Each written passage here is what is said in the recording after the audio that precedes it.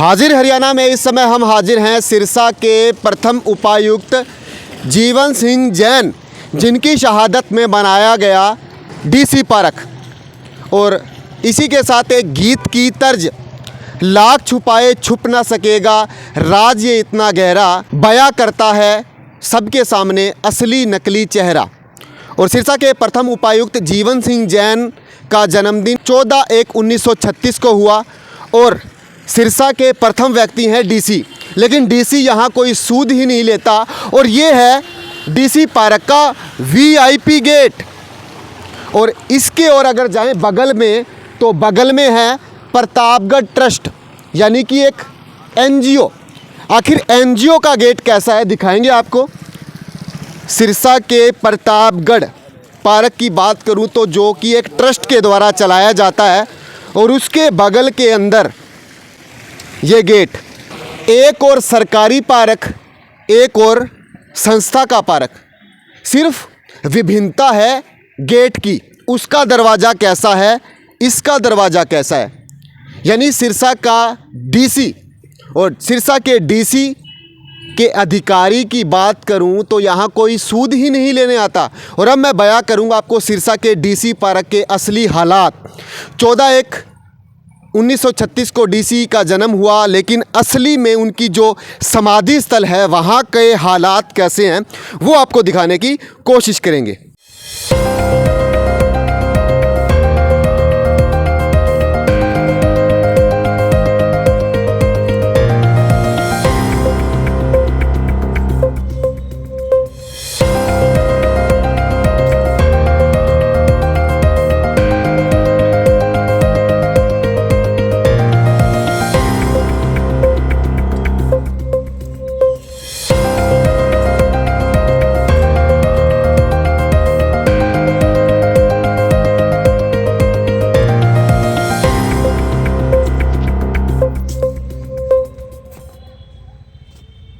एक आहुति महान विभूति स्वर्गीय चौधरी ओम प्रकाश चौटाला ने ली इस पार्क की सूद। जब ओम प्रकाश चौटाला जी की सरकार थी 2003 के अंदर 23 जुलाई, देख सकते हैं शिलान्यास पट आप मेरे साथ, उस समय चौधरी धीरपाल सिंह मंत्री थे, उनकी अध्यक्षता के अंदर इस पार्क को मूर्त रूप दिया गया।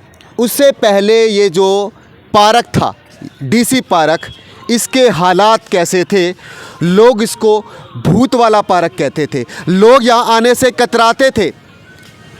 और आखिर ओम प्रकाश चौटाला ने इस पार्क की सूद ली और इसे नया रूप दिया, लोग यहाँ टहलने लगे।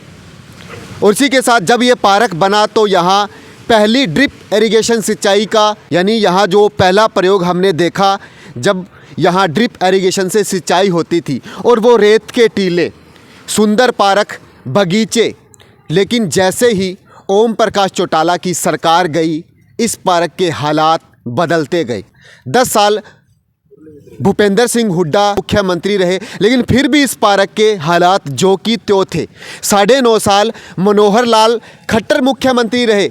इस पार्क के नाम पर पैसा तो बहुत आया, लेकिन आखिर कौन चेप गया इसके पैसे, बागड़ी शब्द है, यानी कौन लपेट गया इसके पैसे। और इसके बाद 2 बार नयाब सिंह सैनी इस समय मुख्यमंत्री हैं, लेकिन इस पार्क के हालात नहीं बदले हैं। लाखों करोड़ों रुपए का बजट इस पार्क के नाम पर आया है, लेकिन आखिर कौन इस पैसे को ढकार गया। मेरे साथ देख सकते हैं इस पार्क के हालात, सीवरेज का ये गंदा पानी और वहाँ वो बाथरूम।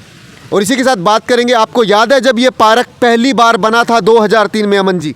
ध्यान नहीं है मेरे तो आइए मैं आपको अब आगे की ओर ले चलूँगा। यहाँ आप देख सकते हैं मेरे साथ डीसी पार्क के हालात।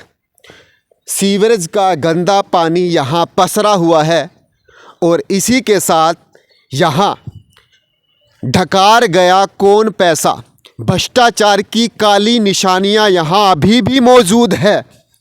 और गबन की कहानी तो लंबी चलती आ ही रही है।